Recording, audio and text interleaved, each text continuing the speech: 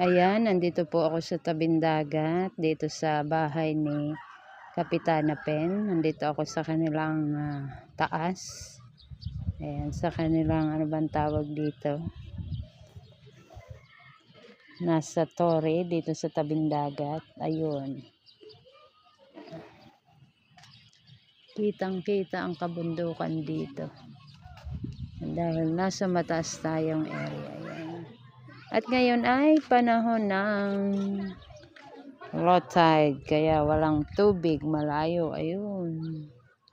Doon sa kabilang ibayo ay Mabini area na siya. Sa bayan ng Mabini. Pero ngayon, ang mga bangka ay dito nadaan sa Talaga. Dito sa kabila.